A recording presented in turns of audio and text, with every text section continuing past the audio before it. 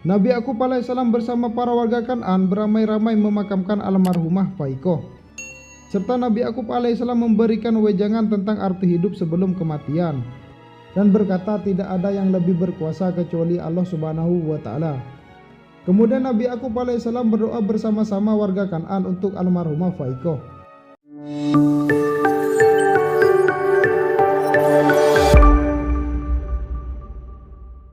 Di malam harinya Nabi Yakub alaihissalam bermimpi melihat segerombolan serigala mengejar seorang anak laki-laki hingga terjatuh ke dalam jurang. Silfa yang mendengar teriakan Nabi Yakub alaihissalam menghampiri dan membangunkan beliau, kemudian bertanya apa yang sudah terjadi. Nabi Yakub alaihissalam pun menceritakan kalau beliau bermimpi melihat segerombolan serigala mengejar seorang anak laki-laki dan menjatuhkannya ke dalam jurang. "Siapakah anak itu? Apa kau mengenalnya?" tanya Silfa. "Jaraknya terlalu jauh, aku tak bisa melihat wajahnya dengan jelas. Kira-kira sebaya dengan Yusuf," katanya. Lalu Nabi Yakub alaihissalam mencium Yusuf beserta anak-anaknya yang lain yang sedang tertidur. Keesokan harinya, Silfa menceritakan mimpi Nabi Yakub alaihissalam kepada kedua anaknya. Berkata kalau semalam Nabi Yakub alaihissalam bermimpi melihat 10 ekor serigala menyerang seorang anak laki-laki seusia Yusuf, hingga anak tersebut jatuh ke dalam jurang. Namun anak-anaknya mentertawakannya, menganggap itu semua hanyalah lelucon, bahkan mengibaratkan mereka sendirilah 10 serigala tersebut. Silfa pun memarahi mereka, kemudian pergi menemui Bilah menceritakan mimpi tersebut. Bilah yang dari dulu tak menyukai Yusuf, kabar itu menjadi baik baginya, bahkan sangat berharap kalau 10 serigala itu memang anak-anaknya dan menyerang Yusuf. Di tempat lain, anak-anak Nabi Yakub alaihissalam yang sedang berkumpul memperdebatkan mimpi tersebut. Tak berselang lama Nabi Yakub alaihissalam pun datang dan menjelaskan kebenaran mimpinya, bahwasannya beliau tak pernah menyamakan mereka dengan 10 serigala seperti dalam mimpinya. Bahkan tak begitu jelas dengan wajah anak yang dikejar serigala tersebut, hanya saja mirip dengan Yusuf, katanya. Setelah mendengarkan penjelasan Nabi Yakub alaihissalam, mereka semua akhirnya luluh dan tenang kembali.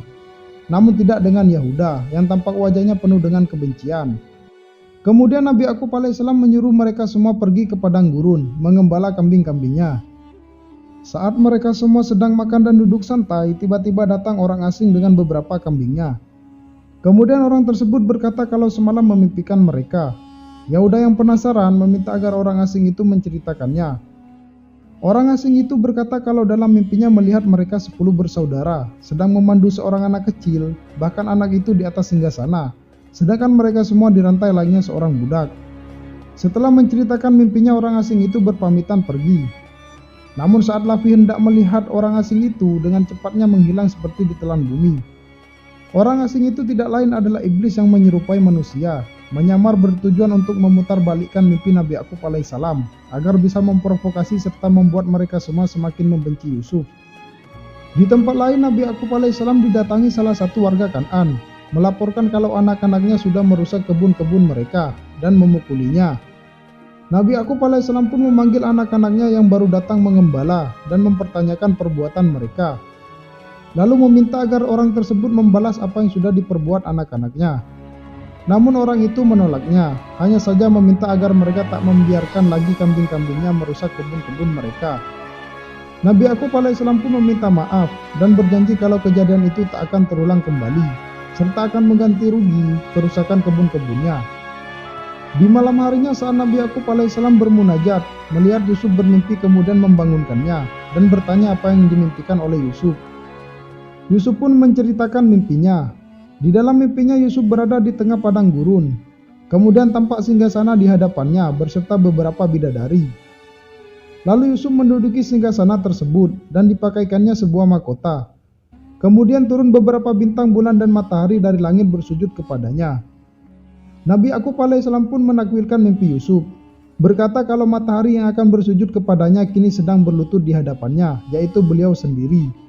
Dan juga kelak bulan dan 11 bintang akan bersujud kepadanya, yaitu ibu berserta saudara-saudaranya. Bahkan dirinya akan memperoleh kedudukan tinggi di hadapan manusia dan wali dari wali-wali Allah Subhanahu wa Ta'ala. Pada saat itu, Nabi Yakub alaihissalam beserta ibu dan saudara-saudaranya akan bersujud kepadanya.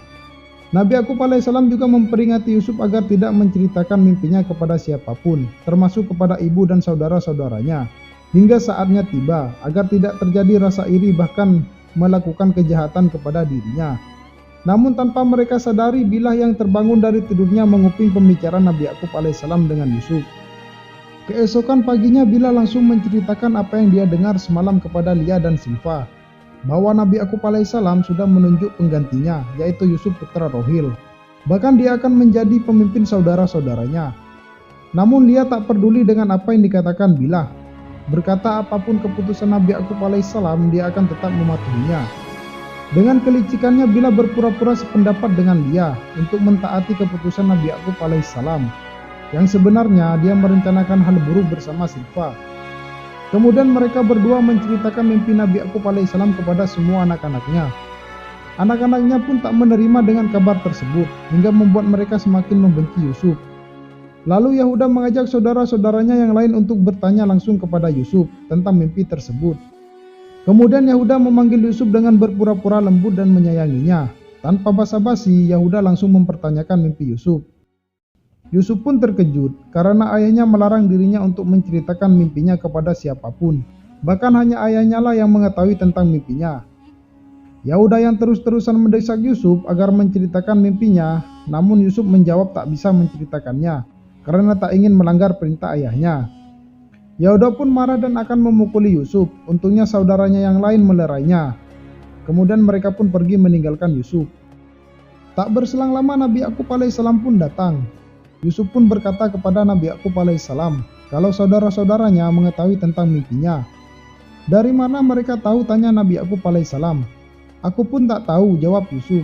Bahkan mereka meminta agar dirinya menceritakan mimpinya.